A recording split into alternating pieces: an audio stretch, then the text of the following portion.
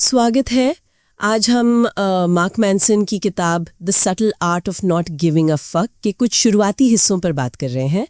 ये किताब थोड़ी अलग है, मतलब सीधी बात करती है, थोड़ी तीखी भी है शायद, और जो आम सेल्फ हेल्प किताबें होती हैं उनसे तो काफ़ी अलग है। हमारे पास जो सामग्री है उसमें पहले 3 चैप्टर्स के मेन आइडियाज़ हैं और कुछ कहानियाँ भी हैं। तो हमारा मिशन आज ये है कि इन आइडियाज़ के पीछे की जो सोच है उसको समझें, देखें कि ये कैसे काम करते हैं और क्या ये सच में हमारे देखने का नज़रिया बदल सकते हैं। तो चलिए इन दिलचस्प विचारों की गहराई में उतरते हैं। शुरुआत होती है पहले चैप्टर से, डोंट ट्राई। इसमें चार्ल्स बुकोस्की का जिक्र है, एक लेखक जो अपनी ज़िंदगी का काफ़ी बड़ा हिस्सा शराब, जुए और रिजेक्शन में गुजारता है।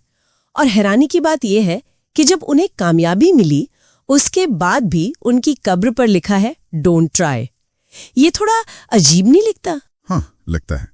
और मेरे ख्याल से यही इस विचार की खूबसूरती है। बुकोव्स्की की जो सफलता थी वो इसलिए नहीं आई कि उसने कोई जबरदस्ती कोशिश की, बल्कि इसलिए कि वो खुद को वैसे ही स्वीकार कर चुका था जैसा वो था, अपनी सारी कमियों के साथ। अच्छा। कामयाबी ने उसे बदला नहीं। और ये उस आम सलाह को चैलेंज करता है कि हमें हमेशा और बेहतर बनने के लिए जोर लगाते रहना चाहिए। मैनसन का कहना है कि कभी कभी सबसे सही काम होता है कोशिश ना करना, खासकर तब जब हम शायद गलत चीजों के पीछे भाग रहे हों। हाँ, ये बात तो है। और इसी चैप्टर में वो फीडबैक लूप फ्रॉम हेल की बात भी करते हैं। मतलब वो बुरा महसूस करने का जो एक चक्कर है। हाँ। जैसे कोई अपनी चिंता को लेकर और ज्यादा चिंता करे या अपने गुस्से पर और गुस्सा हो जाए। हाँ बिल्कुल, एक दुष्चक्र जैसा। हाँ, तो किताब कहती है कि इस चक्रव्यूह से निकलने का रास्ता है नकारात्मक भावनाओं को स्वीकार करना, उन्हें बस मान लेना। हाँ, ये मुझे एलन वॉर्ड्स की बात याद दिलाता है कि नकारात्मक अनुभव को स्वीकारना अपने आप में एक सकारात्मक अनुभव है। बिल्कुल सही। और यही पे परवाह ना करने का असली मतलब भी साफ होता है। ये कोई उदासीनता या मतलब बेफिक्री नहीं है। ये मुश्किल हालात में भी अपने जो मूल्य हैं उन पर टिके रहना है, भले ही वो दूसरों को पसंद आए या ना आए। इसका मतलब ये नहीं कि किसी चीज की परवाह ही ना हो, बिल्कुल नहीं। तो फिर क्या है? ये चुनना है कि किसकी परवाह करनी है और किसकी नहीं। जैसे लेखक ने अपनी माँ के साथ हुई धोखाधड़ी वाला किस्सा सुनाया। हाँ। उसे उस धोखेबाज आदमी से कोई फर्क नहीं पड़ा, पर माँ की मदद करना उसके लिए जरूरी था, उसकी परवाह थी उसे। तो ये चुनने की कला है कि आप अपनी एनर्जी कहाँ लगा रहे हैं। और ये चुनना कि किस चीज की परवाह करनी है, ये हमें सीधे अगले पॉइंट पर ले आता है, खुशी। दूसरा चैप्टर है हैप्पीनेस इज अ प्रॉब्लम, और ये बुद्ध की कहानी से शुरू होता है। एक राजकुमार जिसे दुनिया के दुखों से बचाने के लिए महल में रखा गया था। हाँ। पर जब उसने हकीकत देखी तो सब कुछ छोड़ दिया। तो क्या खुशी सच में एक प्रॉब्लम है? देखिए, इस कहानी का निचोड़ यही है कि दुख और दर्द ये जीवन का हिस्सा है, अनिवार्य हिस्सा। आप राजकुमार हो या कोई आम इंसान, इससे फर्क नहीं पड़ता। खुशी कोई ऐसी मंजिल नहीं है जिसे पा लिया और बस हमेशा वहीं टिके रहें। असल में दर्द और समस्याएं हमें आगे बढ़ने, हमें बदलने के लिए उकसाते हैं। मैनसन के हिसाब से खुशी समस्याओं को हल करने से मिलती है, उनसे भागने से नहीं। अच्छा। हमारी जो भावनाएं हैं वो सिग्नल्स की तरह हैं। नेगेटिव भावनाएं बताती हैं कि कुछ गड़बड़ है जिसे ठीक करना है, और पॉजिटिव भावनाएं वो सही दिशा में किए गए काम का इनाम है। तो मतलब असली सवाल ये नहीं कि हम क्या पाना चाहते हैं, नहीं, बल्कि ये कि हम उस चीज को पाने के लिए किस तरह का दर्द या संघर्ष झेलने को तैयार है ना? बिल्कुल, क्योंकि ज्यादातर लोग बिना मेहनत के फल चाहते हैं, जो मुमकिन नहीं लगता। हाँ, मुमकिन नहीं है। और ये इस बात पे जोर देता है कि दर्द चुनना एक एक्टिव प्रोसेस है, कोई पैसिव स्वीकृति नहीं। जो संघर्ष हम खुद चुनते हैं वो हमें ताकत देता है, जबकि वो दर्द जो हम पर थोपा जाता है या जिससे हम बचते रहते हैं वो ज्यादा तकलीफ देता है। समझ गई। अब आते हैं तीसरे चैप्टर पर, यू आर नॉट स्पेशल। इसमें जिमी नाम के एक आदमी की कहानी है। वो हमेशा बड़े बड़े आइडियाज की बातें करता था, खुद को बहुत खास समझता था, पर असल में उसने कुछ खास किया नहीं। हाँ। ये आजकल की जो सोच है ना कि हर कोई स्पेशल है, उस पर सीधी चोट है। बिल्कुल। मैनसन इसी आम धारणा पर चैलेंज करते हैं कि हर कोई असाधारण है, स्पेशल है। उनका तर्क है कि ये सोच एक तरह के झूठे आत्मसम्मान को बढ़ावा देती है। झूठा आत्मसम्मान कैसे? क्योंकि असली आत्मसम्मान अपनी बस खूबियां गिनाना नहीं है, बल्कि अपनी कमियों को, अपने नेगेटिव पहलुओं को ईमानदारी से देखना और उन्हें स्वीकार करना है। असफलता और औसत होना, ये असल में विकास के लिए जरूरी है। जरूरी? हाँ, जब हम बिना किसी असली चुनौती के खुद को ही असाधारण मान लेते हैं तो हम मुश्किलों का सामना करने और उनसे कुछ सीखने का मौका गंवा देते हैं। लेकिन ये मानना कि हम स्पेशल नहीं हैं, क्या यह हमें थोड़ा डिमोटिवेट नहीं करेगा? शायद शुरू में ऐसा लगे, पर किताब का तर्क है कि असल में ज्यादा आजादी देता है। आजादी किस तरह की? असफल होने की आजादी, गलतियां करने की, औसत दर्जे का होने की। जब हम पर यह दबाव नहीं होता कि हमें खास बनना है, तभी हम उन चीजों पर ध्यान लगा पाते हैं जो सच में हमारे लिए मायने रखती हैं, ना कि सिर्फ दुनिया को दिखाने के लिए। ये तो सोचने वाली बात है। तो इन शुरुआती चैप्टर से हमने देखा कि मार्क मैनसन का परवाह न करना असल में उदासीनता नहीं है। नहीं, बिल्कुल नहीं। बल्कि अपनी प्राथमिकताओं को समझदारी से चुनना है। खुशी समस्याओं से भागने में नहीं, उन्हें हल करने में है। सही। और शायद खुद को असाधारण समझने की दौड़ से निकलकर अपनी हकीकत को स्वीकारना ज्यादा सुकून दे सकता है। बिल्कुल। और ये सारी बातें हमें एक जरूरी सवाल की तरफ ले जाती हैं। क्या? अगर जीवन में दर्द और संघर्ष अनिवार्य है, तो क्या हम सचेत रूप से चुन रहे हैं कि किन संघर्षों को अपनाना है, या हम बस हालात पर रिएक्ट कर रहे हैं? हमारे चुने हुए संघर्ष हमारी कहानी को किस तरह से बना रहे हैं, ये एक सवाल है जिस पर सोचा जा सकता है। ये जो स्रोत है, ये हमें सफलता, खुशी, यहाँ तक कि दुख के बारे में भी थोड़ा अलग सोचने पर मजबूर करता है। मतलब ये दिखाता है कि जिससे हम शायद नेगेटिव मानते हैं, उसमें भी कुछ सीखने को मिल सकता है। देखते हैं इसमें हमारे लिए क्या है। हाँ, तो स्रोत का एक पॉइंट बड़ा दिलचस्प है कि भाई सिर्फ सपने देखने से या पॉजिटिव सोचने से कुछ नहीं होता, सफलता नहीं मिलती। उसके लिए तो लगातार मेहनत करनी पड़ती है, मुश्किलों का सामना करना पड़ता है, और ये भी कि हमारी जो पर्सनल परेशानियां हैं वो अक्सर उतनी पर्सनल होती नहीं है। सही बात है। हाँ, और ये जानना कि हम अकेले नहीं हैं, ये चाहे सीधे प्रॉब्लम सॉल्व न करे, पर वो जो अकेलापन वाला फील है ना, उसे जरूर कम कर देता है। और इसी से जुड़ी एक और बात है जिस पर यह स्रोत काफी जोर देता है कि हर किसी का एक्स्ट्रा ऑर्डिनरी होना जरूरी नहीं है। ये जो लगातार खास बनने का प्रेशर है, शायद यही हमें कम खुश और कम इफेक्टिव बना रहा है।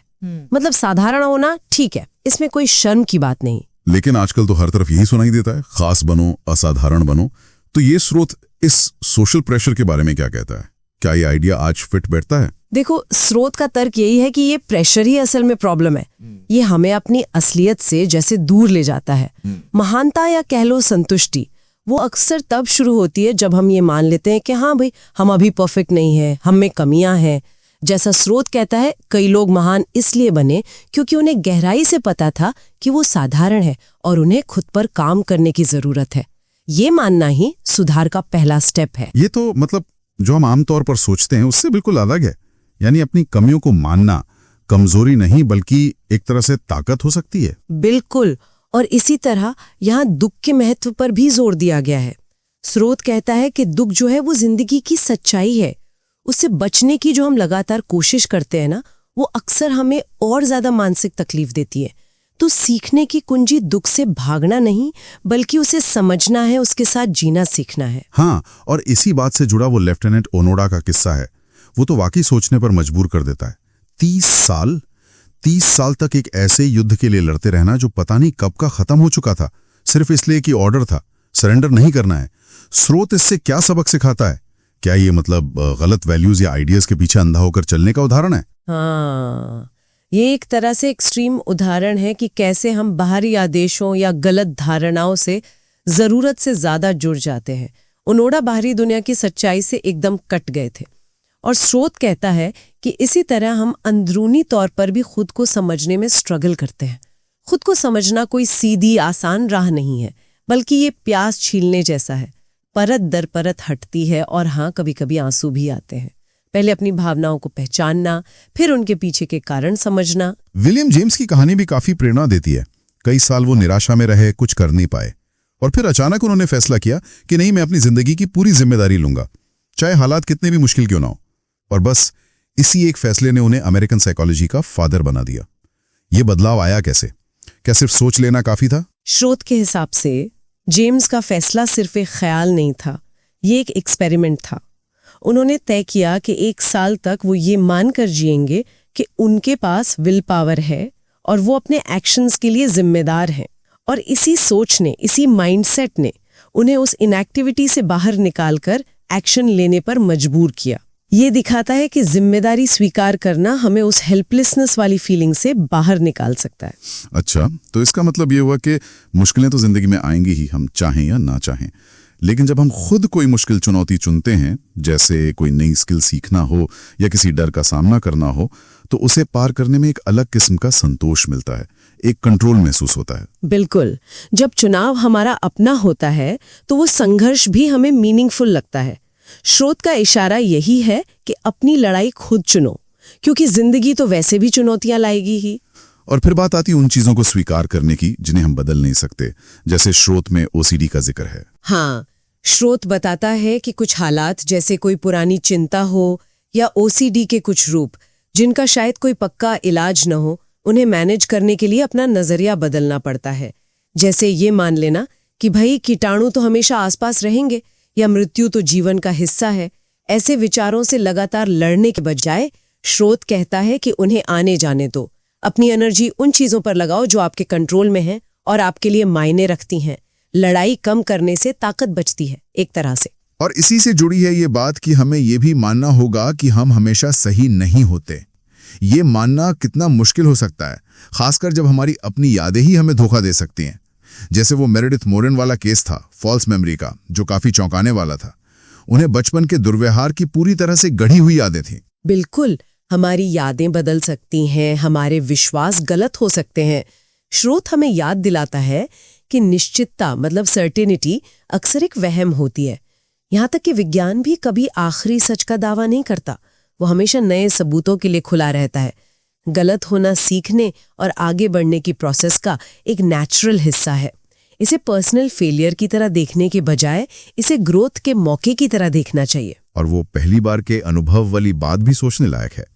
स्रोत कहता है कि पहली नजर में कोई एक्सपीरियंस अच्छा है या बुरा, ये तय करना मुश्किल है। हाँ, क्योंकि जो आज हमें बहुत बुरा लग रहा है, हो सकता है आगे चलकर वही अनुभव हमारी जिंदगी का सबसे पॉजिटिव टर्निंग पॉइंट साबित हो।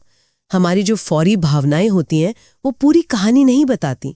इसलिए अपनी फीलिंग्स पर पूरी तरह भरोसा करने के बजाय उन्हें बस जानकारी का एक हिस्सा मानना बेहतर है। शायद ये कि असली ग्रोथ और सैटिस्फैक्शन बाहरी सफलता या हमेशा खुश रहने की कोशिश में नहीं है, बल्कि जिंदगी की हकीकत को उसकी पूरी कॉम्प्लेक्सिटी में, जिसमें दुख, अनिश्चितता और हमारी अपनी कमियां शामिल हैं, उसे स्वीकार करने में। और साथ ही अपनी जिम्मेदारियों को समझना, अपने संघर्ष खुद चुनना और ये विनम्रता रखना कि हम सब कुछ नहीं जानते और हम गलत हो सकते हैं, शायद यही आगे बढ़ने और सीखते रहने का रास्ता दिखाते हैं। मुद्दा यह है कि कैसे कम चीजों की परवाह करना असल में जिंदगी को बेहतर बना सकता है। सुनने में थोड़ा अजीब लगता है ना? हाँ बिल्कुल, पहली बार में थोड़ा उल्टा लगता है। जैसे हम अक्सर सोचते हैं कि हर चीज को लेकर मतलब पक्का यकीन होना, सर्टेनिटी, वो अच्छी बात है। लेकिन क्या हो अगर यही सोच हमें परेशान करे? हाँ, मान लीजिए ऑफिस में वो प्रमोशन किसी और को मिल गया जिसके हकदार हम खुद को मान रहे थे। तो यहां हमारा वो पक्का यकीन ही दुख की वजह बन गया, क्योंकि हम गलत साबित हुए। बिल्कुल, वो यकीन हमें बांध सकता है एक तरह से। और इसी तरह देखिए नाकामी, फेलियर, जिसे हम अक्सर डरते हैं, बचते फिरते हैं। हाँ, डरते तो हैं। वो असल में आगे बढ़ने का एक कह सकते हैं जरूरी हिस्सा है। लेखक खुद अपना अनुभव बताते हैं कि कैसे शुरुआती झटकों ने, जैसे नौकरी या घर खोना, उसने उन्हें दुनिया को ज्यादा गहराई से समझने का मौका दिया। अच्छा, जब आप बिल्कुल नीचे होते हैं तो शायद खोने का डर वो थोड़ा कम हो जाता है। हाँ, ये बात तो है, खोने को कुछ बचता नहीं ज्यादा। सोचिए पिकासो, उनको अपनी कला में माहिर होने में कितने दशक लगे। हाँ, काफी समय लगा। या छोटे बच्चे, वो गिर गिर कर ही तो चलना सीखते हैं। वो ये थोड़ी सोचते हैं कि मैं फेल हो गया। सही बात है, वो बस कोशिश करते रहते हैं। हाँ, तो ये दिखाता है कि डर अक्सर हमें कोशिश करने से ही रोक देता है। जब हम असफलता को सीखने का एक हिस्सा मान लेते हैं तो हम ज्यादा आजाद महसूस करते हैं कुछ बड़ा करने के लिए। तो मतलब डर को स्वीकार करना जरूरी है। और इसी से जुड़ी एक और बात लेखक कहते हैं, प्रेरणा का इंतजार मत करो, कुछ करो। हाँ, वो डू समथिंग प्रिंसिपल। हाँ, वही, मतलब अक्सर हम सोचते हैं कि पहले मोटिवेशन आएगा फिर काम करेंगे, पर होता उल्टा है। हाँ बिल्कुल, वो कहते हैं कि एक छोटा सा कदम उठाने से ही, वो एक्शन लेने से ही प्रेरणा मिलती है और फिर और एक्शन लेने का मन करता है। अच्छा, तो एक्शन से ही मोमेंटम बनता है। हाँ बिल्कुल। और ये बात रिश्तों पर भी लागू होती है। जैसे ना कहना। ना कहना? ये कैसे? देखिए, अगर आप हर चीज को हाँ कह रहे हैं तो इसका मतलब है कि आप किसी भी चीज के लिए पूरी तरह से समर्पित नहीं हैं, है ना? यस। जब आप गैर जरूरी चीजों को, ध्यान भटकाने वाली चीजों को ना कहते हैं, तभी आप उन चीजों को चुन पाते हैं जो वाकई आपके लिए मायने रखती हैं, चाहे वो कोई रिश्ता हो, करियर हो या कोई और लक्ष्य। ये ना कहने वाली बात सुनने में तो सही लगती है, पर असल जिंदगी में क्या ये हमेशा आसान होता है? मतलब किसी को बुरा ना लगे, खासकर हमारे यहाँ। मुश्किल तो होता है, हाँ, लेकिन जरूरी भी है। किताब में रोमियो और जूलियट का जिक्र आता है। हाँ, मैंने पढ़ा था कि कैसे उनका प्यार शायद अपनी मुश्किलों से भागने का एक तरीका ज्यादा था, एक तरह का एस्केपिज्म। अच्छा, मतलब सच्चा कमिटमेंट नहीं था। कह सकते हैं कि सच्चा कमिटमेंट या एक मजबूत रिश्ता वो नहीं होता जो मुश्किलों से भागने का बहाना दे, बल्कि वो है जहां लोग साथ मिलकर उन मुश्किलों का सामना करते हैं। इसीलिए रिश्तों में ईमानदारी इतनी जरूरी है। सिर्फ अच्छा महसूस कराने के लिए झूठी बातें करना वो रिश्ते को खोखला कर देता है। हाँ, वो तो है। कभी कभी सच्ची प्रतिक्रिया देना, चाहे वो थोड़ी कड़वी ही क्यों ना लगे, वो ज्यादा मायने रखती है। बहसें हो सकती हैं, डिसएग्रीमेंट हो सकता है, पर बेईमानी नहीं होनी चाहिए। सही बात है। ये तो ये रिश्तों की बात। हाँ। किताब एक और गहरे मुद्दे पे बात करती है। हाँ, मौत, मोर्टैलिटी। हाँ। लेखक अपने दोस्त जोश की कहानी बताते हैं, जिसकी अचानक मौत हो गई थी, और इस घटना ने उन्हें सालों तक परेशान रखा। ये बहुत असर डालता है। फिर एक रात उन्हें सपने में मानो दोस्त ने उनसे कहा, तुम मेरी मौत पर क्यों अटके हो, जबकि तुम खुद हर दिन थोड़ा थोड़ा जी नहीं रहे हो। ये सुनकर उन्हें एहसास हुआ कि मौत वो तो जिंदगी की सच्चाई है और इसके डर से जीना नहीं छोड़ा जा सकता। दोस्त की मौत ने उन्हें जिंदगी को और गंभीरता से लेने पर मजबूर किया। बिल्कुल, मौत की सच्चाई को मानना शायद यही जिंदगी को ज्यादा कीमती बनाता है। अगर सब कुछ हमेशा के लिए होता तो शायद किसी चीज की उतनी कद्र न होती। हाँ, शायद। ये हमें हर पल को बेहतर ढंग से जीने के लिए उकसाता है। वो एक कॉन्सेप्ट है ना, बटरफ्लाई इफेक्ट। हाँ, सुना है। कि कैसे एक बहुत छोटा सा काम भी आगे चलकर बड़ा असर डाल सकता है।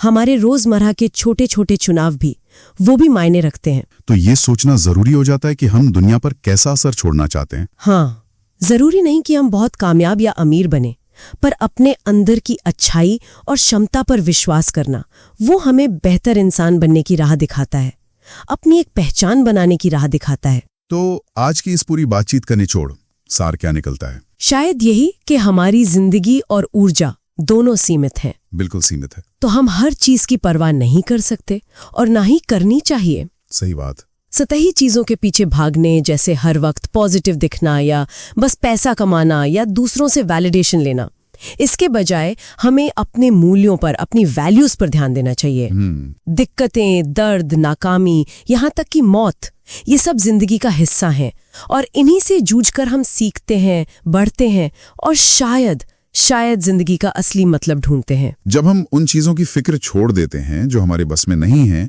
और अपना ध्यान उन पर लगाते हैं जो सच में जरूरी हैं, तो शायद हम ज्यादा सुकून और ईमानदारी से जी पाते हैं। और शायद यही सबसे बड़ी सीख है इस किताब की। आखिर में एक सवाल शायद सबके सोचने के लिए छोड़ सकते हैं हम। हाँ, बताइए। ये जानते हुए कि हम सब एक दिन चले जाएंगे, ये सच है, तो सबसे अहम सवाल ये बन जाता है, हम जाने से पहले जीना कैसे चुनते हैं?